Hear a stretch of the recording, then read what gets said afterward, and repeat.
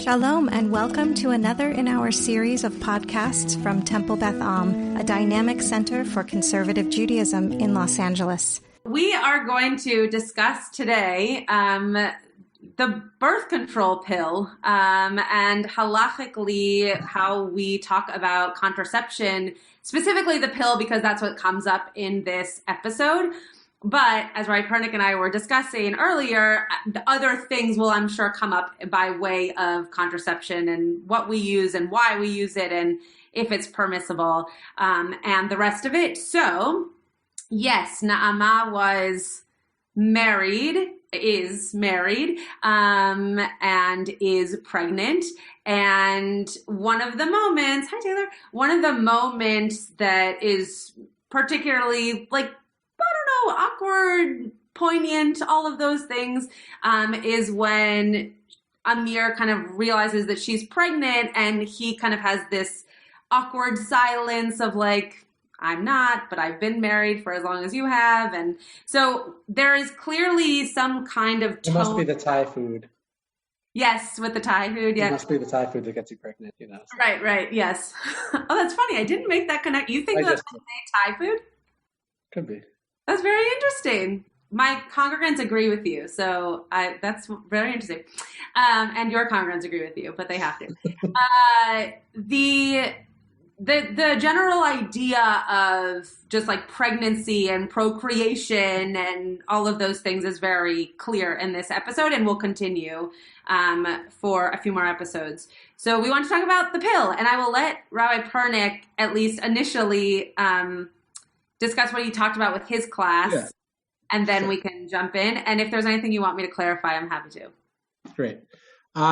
So contraceptives generally in Jewish law are sort of complicated, and I think are also misunderstood. I think, in both directions. I think because of sort of the impact of the positions of the Catholic Church, I mean, especially in like New Orleans, but like Catholic Church and sort of doctrine there, there's assumptions that like religious Jews have similar limits around contraceptives, which is not accurate. And also at the same time, you'll see liberal Jewish organizations talking about like, birth control is Judaism says birth control is a right and so forth, which is like also not true. So right, it's like everything, it's more not nuanced and complicated. And because of the way Jewish law works, like so much is kind of case by case and case by case, both by people and by methods of contraceptives. The Talmud talks about the story of Rabbi Chia, whose wife had significant pain in childbirth when she gave birth to twin sons, and how she sort of disguised herself to dress up so that her husband wouldn't recognize her. And she said to him, is a woman obligated in the mitzvah of pru'ervu, be fruitful and multiply? And he said to her, no. And then she drank some kind of a sterilizing potion. Something to end. So presumably she had gotten pregnant again, didn't want to carry on with the pregnancy, and sort of what? I don't know that it's sterilizing. It just said infertility, right? So it just isn't allowing her to get pregnant once she drank it. But sterilizing would mean that I thought it said sterilizing. Okay, I thought it said no, sterilizing potion says. One says infertility potion. The Tosefta says it's sterilizing potion. They're just really different. Like in the world of they are different. No, they are different. It's true. I guess it's not so clear which one we're actually talking about. Either way, though, that Talmudic story, right? Because she was not obligated in the mitzvah of pru'ervu, especially because she already had, a couple of kids. There's an understanding that like she could say, I don't want to have any more kids, and she's okay. It creates problems for her husband, who might still be obligated, but not necessarily for her. Ultimately, when we get into Jewish law and different methods, there's certain issues that are sort of bigger issues. So like, for example, what we call zera levatala, or spilling seed for men, that's kind of a bigger problem. And that's why things like condoms are more problematic versus methods in which the man's seed is entering the woman's body, but it's not fertilizing any eggs. That's sort of halachically easier. So generally, like the pill, for example, is one of probably the simplest from a Jewish law perspective. Acceptable use, contraceptive for someone who doesn't want to have children, or who, different reasons. Not to say that's like a blanket, it's okay, but if there's reasons why, a woman doesn't want to or can't, she's sick, she's fragile, she's whatever the case is, that's usually the easiest fix. But it's sort of, with each different method of birth control, has sort of its own complications to deal with. Now, I should just note that Hodaya, who's taking the pill because she's just having premarital sex, the rabbis are not cool with that. But other cases, again, it's like a form of birth control that they're more comfortable with, that halacha is more comfortable with, generally speaking. So we already mentioned this podcast, not this podcast, the one I'm about to mention, in other classes, but if you've not yet listened to the podcast, The Joy of Text, which is a podcast with Rabbi Dov Linzer and Dr. Batsheva Marcus, and they talk about different elements of sexuality, but also just Jewish concepts like feminism and ways in which married couples need to talk about certain kinds of relational pieces that maybe they've never heard of before, or they've definitely never heard of from like a medical professional and a modern Orthodox rabbi. So one of the things that Rabbi Linzer talks about in an episode on birth control is that as Rabbi Pernick just mentioned, modern Orthodox rabbis, really no rabbis, I don't think, are condoning using birth control or any kind of contraceptive for non-married or non-committed relationship partners. They're not saying, sure, just be on the pill so that you can have all kinds of partners and all kinds of sex anytime you want. And Rav Linzer actually goes as far as to say that in the case of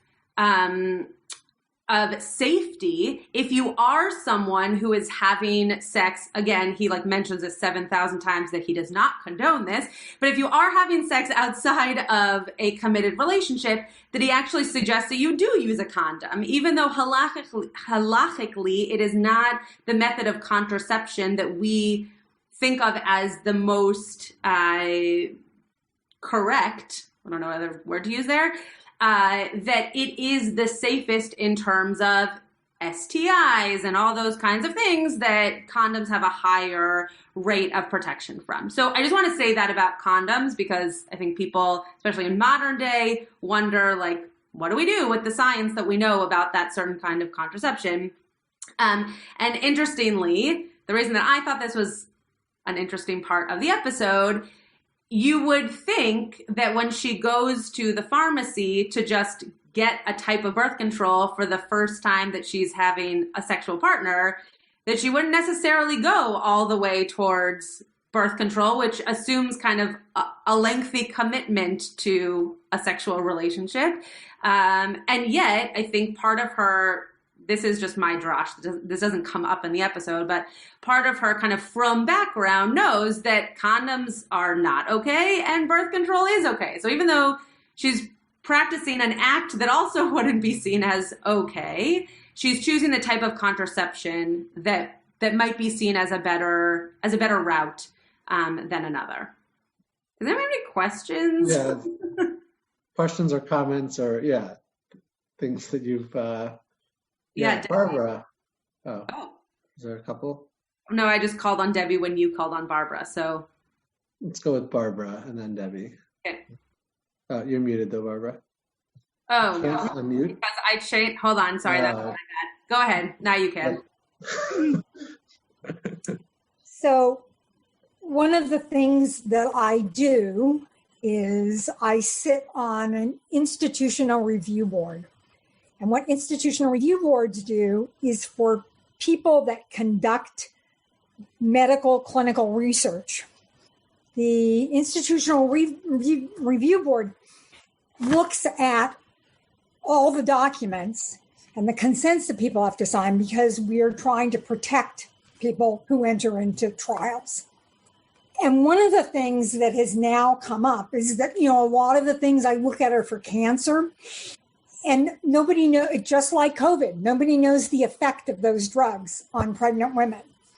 And so some of the consents, they have even separate consents for the pregnant partner, and they go into very detailed descriptions of what kind of, I just lost the word, contraception that you're supposed to use. So I didn't want to feed you an incorrect word. No, but so that they never, so that you or your partner doesn't ever get pregnant while you're in the trial. And then, God forbid, one of you, the woman does get pregnant, then there's all sorts of other consents about talking to her doctor and following the baby and everything. So it's quite involved. And we're talking about all this, and I'm thinking, but the only real way is to use all those different things. And Interesting. I've never even heard of that kind of, not study, what's the word I'm looking for? Like that kind of intention put into that work. I've never heard of that. Really interesting. Yeah. And there are sometimes, there's the consent that the person has to sign, but sometimes they have a separate pregnant partner consent. And it's very interesting. And it's like so shifted my mind to like when you're going, well, she knows it's okay with birth control pills, but the condoms aren't okay. And in these consents, they'll say like, you in essence, they're saying use birth control of some sort and use a condom, and because they want to make sure that nobody gets pregnant. Right. The multiple layers of protection. Right. And it's all for the benefit of humanity. The idea is that you wouldn't want someone to get sick because they took a particular drug or that it affected generations. Sorry, that's it. No, that's okay. Debbie, go ahead. So a couple of things. I think we remember earlier on for Yifat's wedding, we talked about how a lot of women will take birth control to regulate their period, so they don't have their period on their wedding. My Chabad family in Australia have told me that it is okay for them to take birth control if they are not either physically or mentally prepared to have a child. And so I kind of like that they say that, because they're saying don't have a child if you're not ready. And so they seem to support that. Yeah, 100%.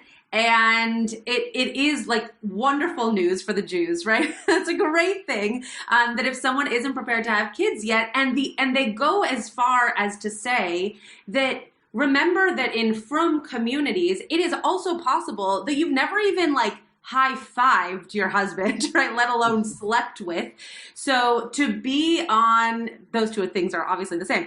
To be on the pill before your wedding also allows you, especially if you're on a pill that allows you to skip a period for 3 months or 5 months or whatever, so that you're not even NIDA for that amount of time. You literally have every day of those months to be with your husband, that you're also getting to know each other in the biblical sense, but also in a sexual way that the pill is very useful for, because any other type of contraception, there is, first of all, you can be NIDA, right? Because you use a condom and you throw it away. Like it doesn't stay as something in you that is going to prevent you from having a period. So you will be NIDA.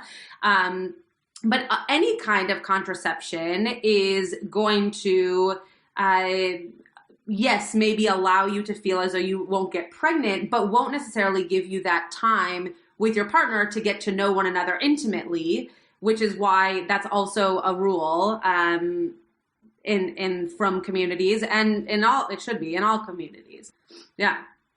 I was very excited to share that. But I don't know that language is necessarily as widely communicated about like mentally prepared for Your Rosh Yeshiva is the one I heard it from, so. Yeah, okay. That also doesn't mean it's necessarily widely No, totally. But I do think that it is something in terms of Kala classes that they talk to the women about in like with Nida, right? Because if you don't yet know, not talking about Nida on your actual wedding, but just in general, if you don't yet know how to like be intimate with your partner, then having a little bit of extra time to figure that out is better than not.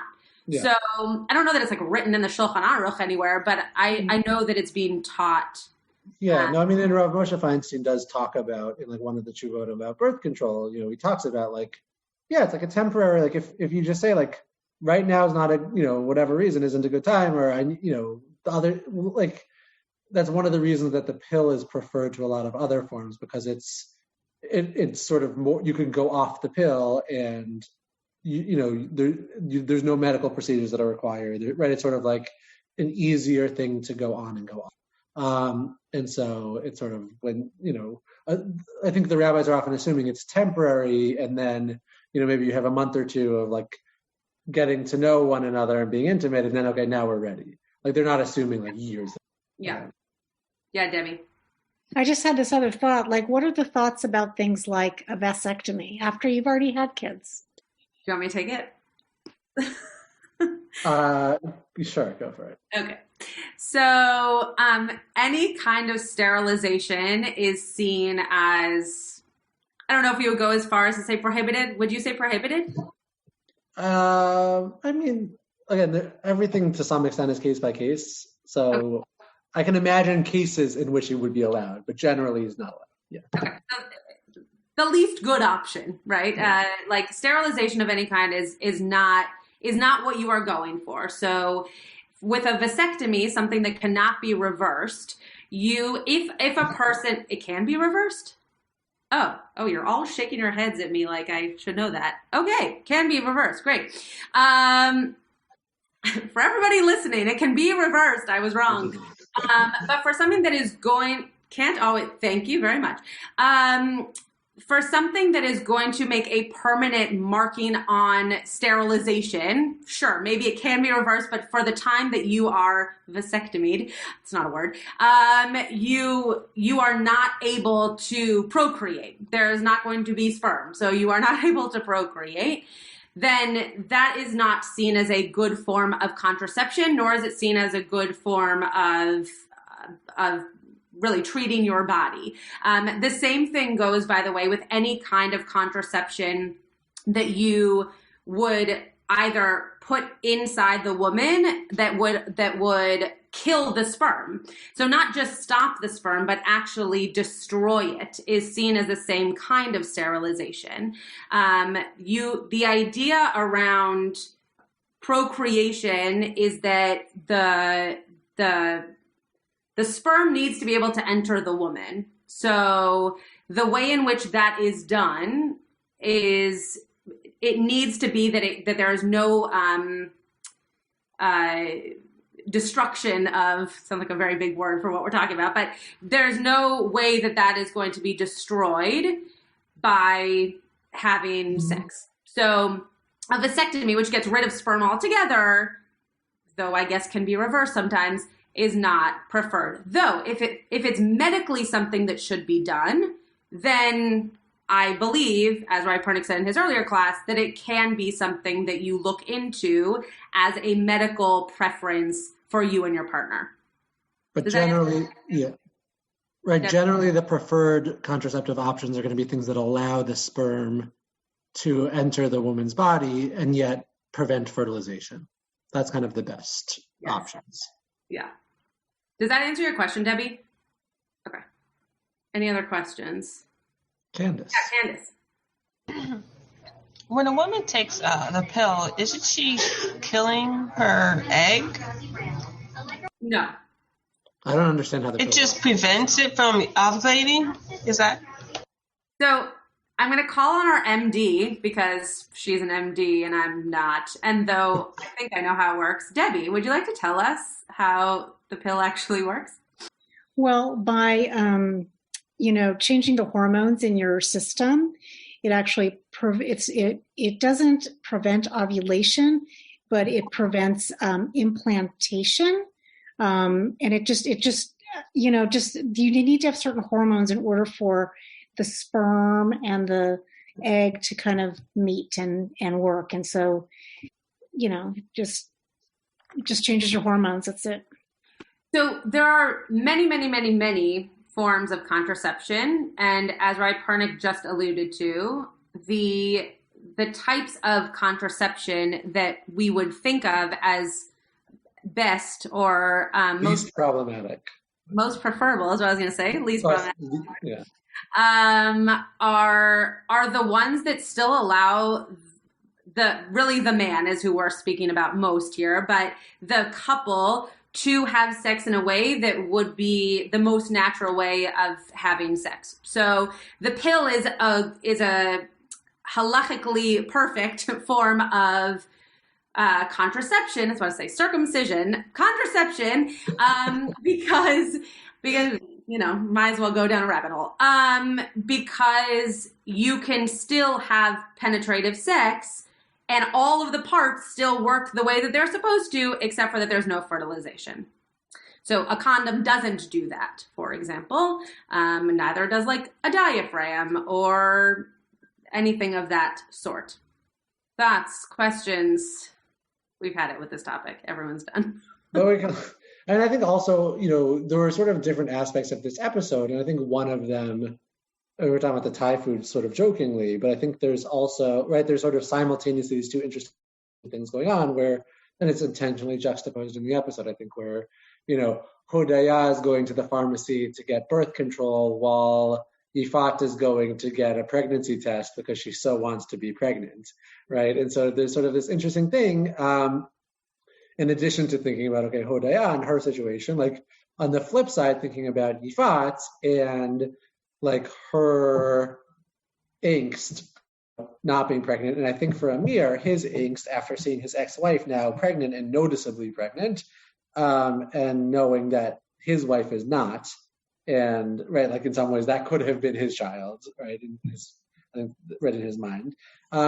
So I think like it's also sort of, there's like the two sides. There's the one side of people who don't want a child and are having sex, but but don't want a child. And then you also have the side of like the people who are pregnant and are not yet, people who are married, but not yet pregnant, and like the desire to be pregnant. So you have sort of these two opposite things.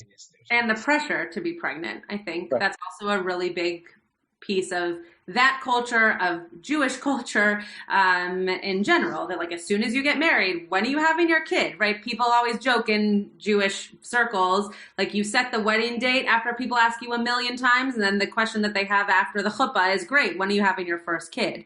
So there's also that pressure, I think, that Yifat is feeling, that the casualness of Hodaya and her guy, that she's trying to actually have a child in a very formalized way, and it's not happening, at least as far as we know in this episode, and that's frustrating for her. I saw a hand. Yeah, Barbara? Okay. The other thing about that whole incident with Amir running into Nama. Yeah. And then he goes home and he cooks Thai food because she had been to Thailand and how great it was.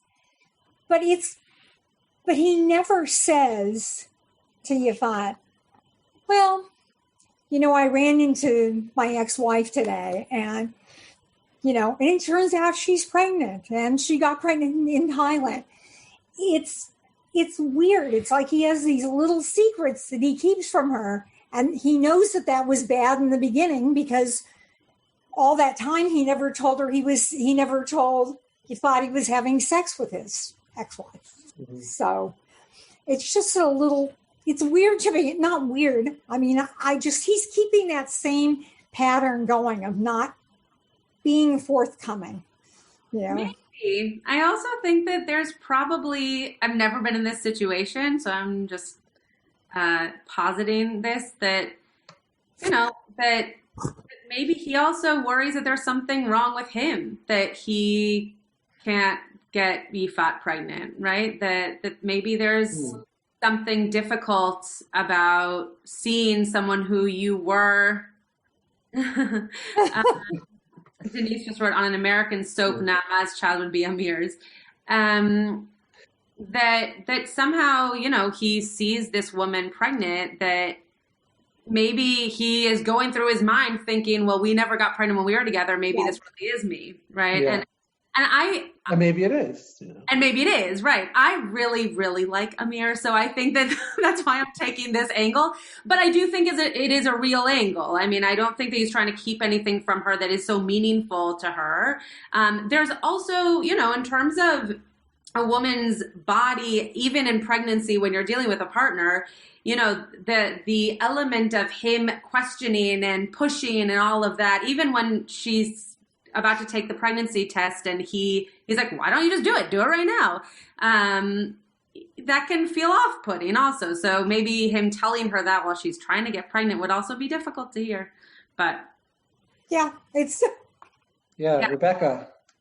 Yeah, I was just thinking that another contrast that they had in the show was when Rayut is sitting in her office with a visit with her sister, who is either pregnant or had the baby. I forget. No, she's pregnant. So she's pregnant, and pregnant with the husband who Rayut had liked, and and they ended up going through with the wedding. She didn't reveal her true feelings to her sister, but that somehow then for Rayut, the contrast of her sister is pregnant and that's working out. Her baby sister. Oh, that's true. That's right. Her younger. Yeah, I think that's right. So Rayut, then it prompts her to want to contact Nadi's brother Roi. So it kind of motivates her. So there's also that contrast of a pregnant and non-pregnant woman. Mm-hmm. Oh, we've also made it half an hour without talking about Nati and his girlfriend, or not his date, I guess. Because that was one date. Yeah. Is there anything you would like to share about that? It was a terrible outfit. Just for the first date, I was like, he has a terrible outfit. If anybody needs dating outfit advice, please go to Rabbi Josh Pernick. I'm happy to give you his number. For all those listening at home. I think we see a lot of just potential relationships, potential next steps in this episode, right? There's Nati kind of, all of a sudden now he's going to say the nighttime Shema because he met one girl who said, I don't know if I could imagine you saying the nighttime Shema with my children. Come on, dude. And then the other character is kind of reflecting upon the people who are around them and their next steps. What comes next for Rayut? What comes next for Yifat and for Amir? What comes next for Hodaya, right? She really wants to know, now that I'm engaged in this relationship I've never been before, I guess I need to know who else have you been with, because I'm learning that that's a safety precaution that I didn't know that I have to take, right? There are just these next steps for everybody that they're taking. They all happen to be around sexuality in this particular episode, but they seem to be moving to the next step of whatever their next step is. And Nati starts learning Talmud. It's great too. Sort of, yeah. They get one line in, and he's like, they got a line in. Yeah. They got a line in at least. It sounds as if it might have even been brachot. Yeah, it was brachot. It wasn't the very beginning of brachot, but yeah, it was in brachot. Yeah, wasn't it? It was in brachot. Yes. But it was interesting that the reason why the girl who Nati went out with broke up with him, she couldn't envision him saying the Shema at night with their kids, their future kids. And that was what he was studying, was saying the Shema at night, right? Mm-hmm. Yeah. Interesting. Maybe it was making a point that as Dati as Nadi is, he's not Haredi. No, he's what we call Dati light, right? He's Dati, but it's true. You never see him saying Shema, and she's right. She sort of gets the sense from him. You don't seem like right. You seem like someone who wears a kippah, but is not actually religiously involved, right? Which is accurate, I would say. Other than the whole kashrut thing back in season 1, where suddenly he has concerns with kashrut, but even that is not being religious. It's making sure he's not doing anything totally wrong. But I think she's on to something when she's able to detect that, like, well, and none of the wrong match. None of them are Haredi, right? Like they're all kind of around the spectrum of what we in America would call modern Orthodox, like whether they're more relaxed or a little bit more stringent, like. But also, I would say like Amir is like spiritually inclined in these ways, right? In ways that Nati is not. Just to comment on Barbara's point about Hodaya throwing the paper away, right? If people caught this, there was a whole joke thing about the guy saying, "Oh, it's easy to keep track of how many women I've slept with because I go through the whole Aleph Bet. But the only letter I haven't found is a Vav, right?" And then the woman who comes as the waitress is Vered, which starts with a Vav. In case people didn't catch that, that's why Hodaya throws away the napkin, is because even though it was a joke, this is a Vav, right? Like this is it's like a sign. The woman with the Vav name comes, and it's like no, she's not working. And she was worried maybe it wasn't really a joke, right? Like maybe, right. Maybe there's some truth to that little lie. And there's not a lot of names that start with Vav. Also, Vered is like when he said that, I was like, what starts with Vav? I was like, I guess Vered. Vashti, right? Okay. Very common name. Yeah, they live in Jerusalem. Anything that anybody else picked up on from this episode? Yeah. So I noticed that Hodaya and the guy were painting a wall.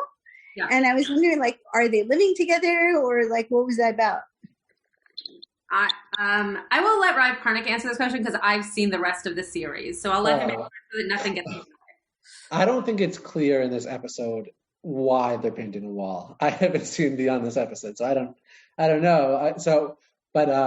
It doesn't seem like it's clear what they're painting or why they're painting. It's sort of like a conversation that they have while they're doing something. Now, apparently that wall is going to have meaning at some point later on, but it's not here. It's just sort of suddenly transitions to a scene with them painting, and we have no idea where. Well said. Yeah. Glad I could contribute. Yeah, Jeff. I just wanted to get back to the contraceptive stuff. I find it interesting in light of today's modern world controversies about birth control in general or abortions, but that it's not good. You can't use barrier protection here because you can't stop the sperm from entering the woman's body, nor can you stop the sperm essentially from meeting up with an ovulated egg in the oviduct. But you can stop, once the egg is fertilized, you have a zygote and it implants in the uterus. That you can stop, I guess, with an IUD, and that's okay, right? Is that? So. Or is it not okay for to use the IUD? So an IUD is okay. Let me back up. I am not an OBGYN, so I do not know all of the science answers to all of your questions. I will answer the question that I do know, which is halachically, can you have an IUD? And then if there's a doctor who wants to answer the other questions, happy to have you do that. An IUD is an okay form of contraception according to halacha. The reason that it is not, if we are going to have a hierarchy of birth control that is best used, the reason that it's not at the top like the birth control pill is because it is potentially something, depending on the body, that could result in spotting or could result in a woman having a heavier period, which would result in her being in nida either longer or more uncomfortably. And a woman, again, if there's a doctor on here and you want to tell me that I'm wrong, please go ahead. But a woman doesn't usually know if that's going to be her reaction until she has an IUD put into her body. So an IUD is fine. And if you're a person who is having an fine IUD... relatively. Fine relatively. This is why we teach this class together. If you want to have an IUD inserted and you are not currently sexually active or married and therefore not following the laws of NIDA, then it might be totally fine to have an IUD. However, once you are married and following those laws, it just might become problematic, or at the at the like lowest level annoying to have to deal with the laws of NIDA on an IUD. And also an IUD requires medical intervention in order to remove it, correct? Yeah, sure. So Yeah. I think that plays a role also, as opposed to birth control that you can just go off the pill on your own, right? And it's sort of, we talked about this a little bit earlier, right? Continuing to take the pill is a constant choice. And it's not like one day you take it, right? It's a whole cycle and so forth, but you can choose to go off the pill and you can go off the pill, as opposed to an IUD that you actually need a medical intervention to remove it. And so that does make it sort of less ideal because it's less simple to stop that medical it's right. It's more complicated to switch. It's more invasive, and it requires an action to be able to have a child, as opposed to the pill, which requires action in order to continue being unable to have the child. Right, you have to keep taking the pill in order to not have the child. So there's a difference there. Yeah. Debbie, is there anything you would want to add medically to Jeff's question? Well, I would just wonder, it used to be years ago with the IUD, there was a higher incidence of pelvic inflammatory disease, which can cause infertility, which I would think would make the IUD a little less, another reason to make it a little less exciting. I think the newer ones are much better, but. Yeah.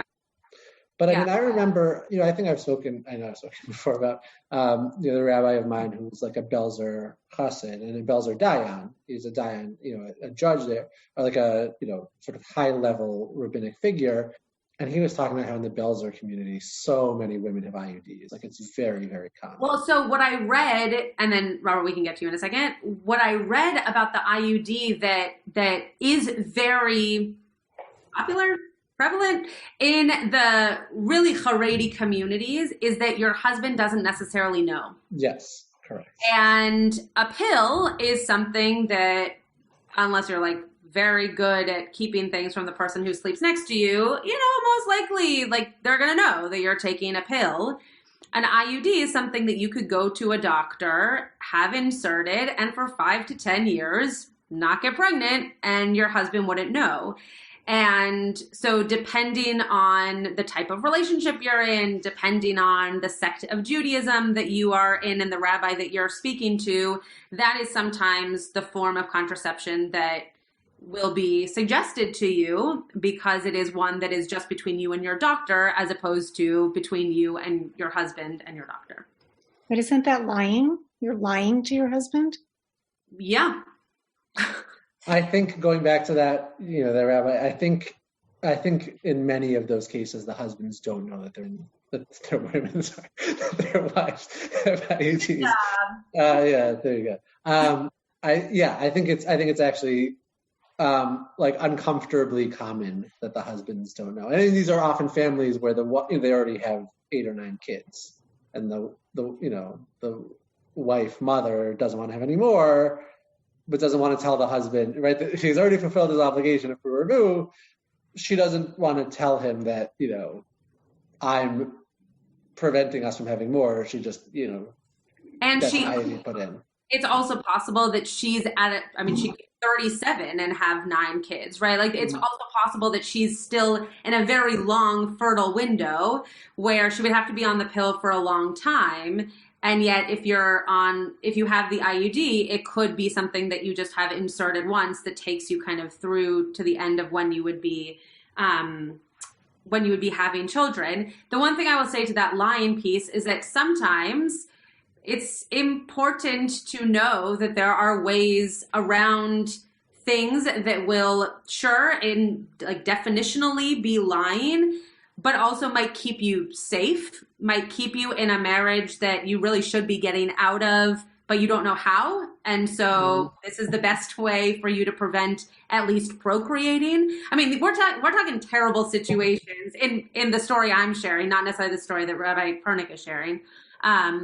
But the ways in which women might be looking for that as a reprieve is just often not a good situation to begin with, and they're just looking for something. So that little lie seems to be okay. And I would add also, I think in some of these cases, like the husband doesn't ask, and it's sort of like he knows, but he's not going to ask, are you getting an IUD? It's sort of like a tacit agreement. Or know what that is. But like, he's not going to ask, and it's like, oh, look, she hasn't gotten pregnant, and it's just we already have 10 kids, and we're struggling to pay the bills. Like, right. So I think that's common, right? Less that he's asking, are you on some kind of birth control, and more like he's intentionally not asking, and she's not telling him, but in that way he doesn't feel like he's sinning, right? Okay, so there are a lot of questions here. I just want to say one more thing about IUDs, and then Robert, and then we can go to these questions.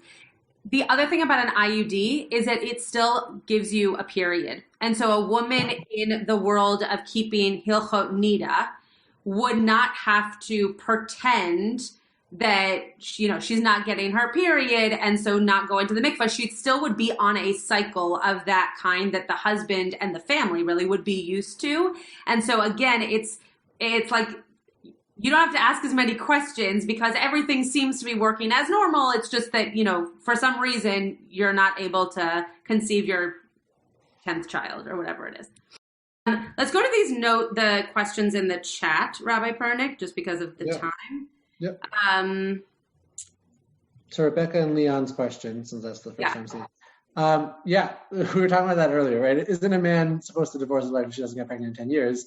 Right. Like, according to halacha, do I know any couple that was like in love and they're like, well, I guess we got to get divorced now because we haven't had a child in 10 years. Like, practically, no, I don't. Especially in our modern days where there are, people people try so many different things, or they adopt, or so forth. I think back, in Talmudic times and even later, right, having many children was seen as a security, and so there was like, right, certainly in the Torah also, like,